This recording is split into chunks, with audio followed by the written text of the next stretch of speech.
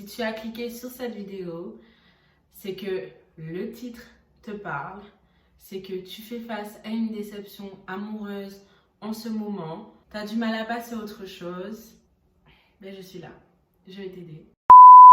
Salut tout le monde! Aujourd'hui, on se retrouve pour une nouvelle vidéo. Pour ceux qui ne me connaissent pas et qui sont nouveaux sur ma chaîne, je me présente, je m'appelle Elisa, aka Baby Earth.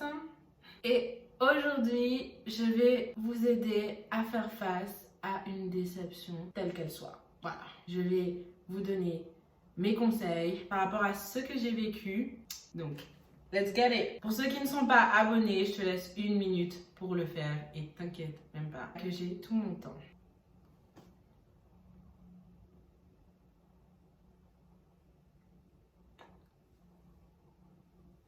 C'est fait? Super! J'ai fait face à beaucoup de déceptions amoureuses dans ma vie. Je n'ai jamais été en couple. J'ai eu des sentiments pour certains garçons, mais ça n'a jamais abouti à quelque chose de sérieux. Donc, je peux vous dire qu'à force, j'ai su faire face aux déceptions. Donc, du coup, je suis là pour t'aider. Tout d'abord, il y a différents cas de déception. On va dire pas déception du style où tu n'as rien pu contrôler, mais du style où le garçon t'a déçu, il t'a peut-être laissé sans nouvelles, il t'a ghost, ou peut-être qu'il t'attège, ou c'était pas de ton ressort, mais ça s'est quand même passé. Ou sinon, il y a juste le fait que cette personne ne te corresponde pas, que tu as dû laisser cette personne aller alors que tu l'aimais bien, ou même quelqu'un avec qui tu as été en couple et que c'est fini et t'as du mal à passer à autre chose, c'est ton ex et on connaît la chanson quoi. Premièrement, la première des choses qu'il faut faire pour pouvoir passer à autre chose, mais c'est de juste effacer cette personne de ta vie. Du style où vous avez des amis en commun, tu les vires de ta vie. Hors de question d'entendre encore parler de cette personne, encore et encore. De se dire que tu vas pouvoir aborder le sujet avec sa ou son pote. Parce qu'on sera toujours tenté, je suis désolée, mais si tu as un ami en commun avec cette personne, tu seras toujours tenté au bout d'un moment de demander comment il va ou comment elle va. Ou cette personne sera tentée de te parler d'elle parce qu'elle sait ce que vous avez vécu et c'est votre point commun, entre guillemets. Mais personnellement, si c'est un pote ou une pote de ton ancienne fréquentation, de ton ancien gars, de ton ancienne meuf, moi j'aurais dit de prendre de la distance avec cette personne.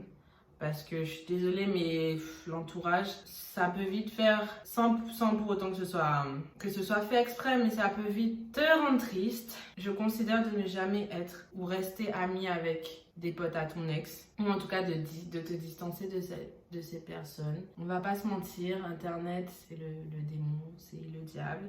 Tu trouves tout et n'importe quoi sur n'importe quelle personne.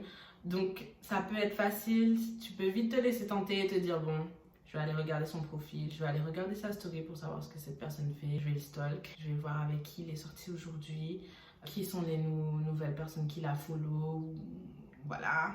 Moi, je vais pas mentir, les réseaux, tu peux vite trouver trop de choses sur Internet qui peuvent te blesser. Ça m'est déjà arrivé maintes et maintes fois. Et la plupart du temps, c'est pour ça que mes relations ne marchaient pas, grâce à Internet. Parce qu'il y a des comportements, tu ne sais pas réellement comment est la personne. Elle peut avoir un comportement différent sur un autre réseau, aka Twitter. Du coup, je disais, supprimer cette personne parce que je suis désolée, si ça c'est fini, c'est pour une raison. Donc, il n'y a pas de raison que cette personne reste dans ton feed, surtout si tu as du mal à passer à autre chose. Il n'y a pas de raison que tu continues à avoir sa vie ou à avoir ses stories. Parce que si vous vous êtes quittés, c'est pas pour rien, chacun doit avancer à son rythme. De son côté, je dis pas de supprimer son numéro parce qu'on sait jamais ce qui peut se passer. Si vous avez un entourage en commun, on sait jamais si tu dois rentrer en contact avec cette personne. Mais dans tous les cas, faut pas lui envoyer de message, ça c'est sûr. Si t'as pas envie de supprimer, mais juste tu veux plus rien voir, mets cette personne en sourdine. Je sais pas si sur Snapchat, il y a un moyen de mettre les stories en sourdine, mais genre sur Insta, c'est sûr. Tu peux mettre les posts et les stories en sourdine, le compte entier en sourdine. Donc, du coup, tu verras rien de cette personne. Sauf s'il n'y a plus rien qui a été posté sur Insta. Là, peut-être que cette personne va revenir dans ton actualité. Mais sinon, il n'y a pas de chance. Ça fera que tu iras un petit peu mieux et tu auras moins tendance à être tenté d'aller voir ce que cette personne fait. Après, je sais pas si tu as encore des vêtements ou des objets de cette personne. On va pas le redire, c'est logique. Faut s'en débarrasser par n'importe quel moyen. Si cette personne ne veut pas ses affaires, tu peux les jeter. À part si c'est un t-shirt Ralph Lauren, on sait jamais. Puis ça fait pas très top de voir une photo où tu portes le t-shirt de ton ex. Non. Donc moi, je suis désolée, mais je suis catégorique. Faut enlever toutes les choses qui te restent de cette personne. Ça, c'est la base. Ça, c'est ce qu'il faut. C'est ne plus avoir de contact avec cette personne, quel que soit le contact, que ce soit par des vêtements, des objets qui te rappellent, des photos dans ton téléphone, faut les supprimer, les conversations aussi, parce que hors de question à minuit de se dire je vais relire, je vais réécouter les audios où il m'appelle bébé. No way! Le mieux, c'est de supprimer les réseaux, de mettre en sourdine, de ne pas entendre parler de cette personne. Par contre, si cette personne est toxique et qu'elle continue à vous envoyer des messages, à vouloir se faire remarquer, faut bloquer. Je vais même pas parler 2 fois. Si ça n'a pas fonctionné, c'est pour une raison. Si vous êtes comme moi et que vous aimez laisser le bénéfice du doute, je dis que quelqu'un peut changer, pas en un mois, bien sûr. Une deuxième chance, c'est pas mal. Mais si après cette deuxième chance, ça n'a toujours pas fonctionné, ça sert à rien. Poubelle. Et maintenant que le plus gros du travail est fait, tout passe par toi, par ton mental. Là, c'est toi qui compte, toi et rien que toi.